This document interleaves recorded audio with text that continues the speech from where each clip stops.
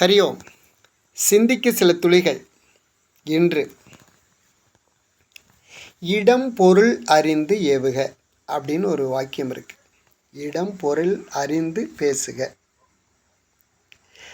நன்மையாக இருந்தால், நல்ல விஷயமா இருந்தால் 10 பேருக்கு முன்னாடி கூட பேசலாம். ஒருத்தரை புகழ்ந்து பேசணும் அப்படின்னா அது 100 பேர் இருந்தாலும் அவரை பற்றி புகழ்ந்து பேசலாம். இது தப்பு கிடையாது.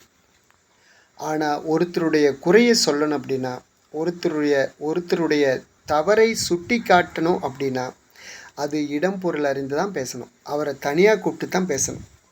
10 பேர்த்து முன்னாடி பேசுனீங்கன்னு வச்சுங்க, அடுத்த நாள் உங்கள் மூஞ்சியை கூட பார்க்க மாட்டான்.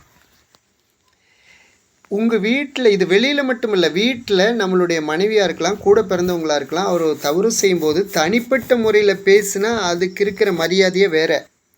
ஆனால் 4 பேர்த்து முன்னாடி பேசி பாருங்கள், குடும்பம் 2ஆக போயிடும். இது எல்லாத்துக்கும் அனுபவம் இருக்கும். இது ஒரு பள்ளின்னு வச்சுங்க. பள்ளி, ஒரு கிளாஸ் டீச்சர் ஒரு தவறு செய்துடுறாங்க, ஒரு குழந்தைய திட்டிடுறாங்க, இல்லை அடிச்சிடுறாங்க, இல்லை பேசிடுறாங்க, ஏதோ ஒன்று பண்ணிடுறாங்க. அவங்க அந்த பெற்றோர்கள் ரிப்போர்ட் கொடுக்குறாங்க.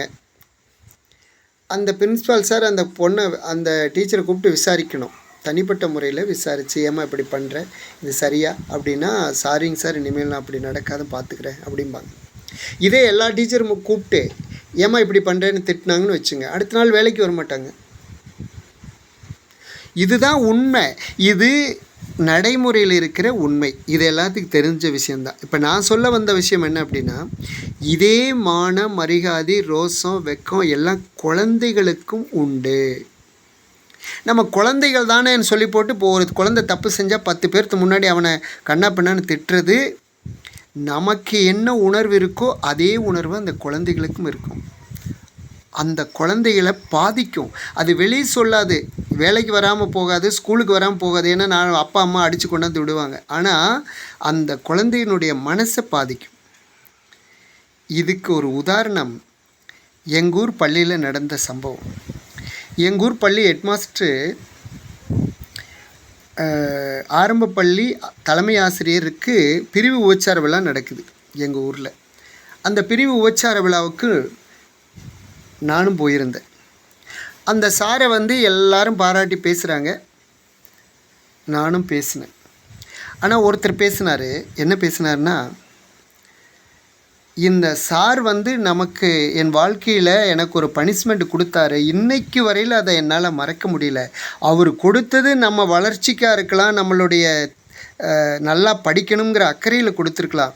ஆனால் அந்த கொடுத்த முறை இன்னைக்கு வரையில் என்னால் மறக்க முடியல அப்படின்னு பேசினார். என்ன பேசினார்னா, அவர் படிக்கும்போது அந்த கிளாஸில் 11 பேர், 10 பேர் ஆண்கள், ஒரு பெண். அந்த 10 பேர் ஒரு எக்ஸாமில் 10 பேரும் ஃபெயில் ஆகிட்டாங்க. அந்த புள்ள ஒருத்தி தான் பாஸ். அது குறிப்பாக இங்கிலீஷில் எல்லோரும் ஃபெயில். அதில் சில பேர் முட்டை மார்க்கு. சாரு கடுமையான கோபத்தில் இருந்தார். குச்சி ஒன்று எடுத்து வச்சுருந்தார் அடிக்கிறதுக்கு. அப்படி அடித்து உரித்து உப்பை தடவி இருந்தால் கூட அவை கவலைப்பட்டிருக்க மாட்டாங்க. ஆனால் அதுக்கு பதிலாக சார் என்ன பண்ணார்னா, ஒவ்வொரு பையனாக முடி பிடிச்சி இழுத்துட்டு போய் அந்த பொண்ணோட காலில் கீழே அமுத்தி, இவ கால் விழுங்கடா, இவன் மல்ல கூடிங்கடா, அப்போ தான் உங்களுக்கு புத்தி வரும்னு சொல்லி திட்டார். அது எல்லாத்தையும் பண்ணிட்டார். அதில் ஒரு பையனுக்கு அது மறக்க முடியாத சம்பவமாக மாறிச்சு. அந்த பிரிவு உபச்சார விழாவில் அதை சுட்டி காட்டுறான். சுட்டி காட்டிட்டு, சார் நம்மளுடைய வளர்ச்சிக்காகத்தான் பண்ணார் அப்படின்னு சொல்லி முடித்தான்.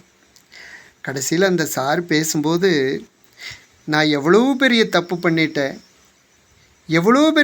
பண்ணிட்டேன், அந்த பிஞ்சு மனசில் 10 வயசில் நான் பண்ண தப்பு இன்னைக்கு வரையில், இன்றைக்கி 25 வயசு, அதுக்கு பின்னாடி 15 வருஷம், 25 வயசில் கூட அந்த ஞாபகம், அந்த உணர்வு இருக்குது. அப்படின்னா நான் பெரிய தப்பு பண்ணிட்டேன், என்னை மன்னிச்சிருங்கப்பான்னு அந்த மைக்கில் அத்தனை பேருக்கு முன்னாடி, அந்த ஊர் மக்கள் முன்னாடி கையெடுத்து கும்பிட்டார். அந்த மாணவன் வேறு யாரும் இல்லைங்க. நன்றி, வணக்கம்.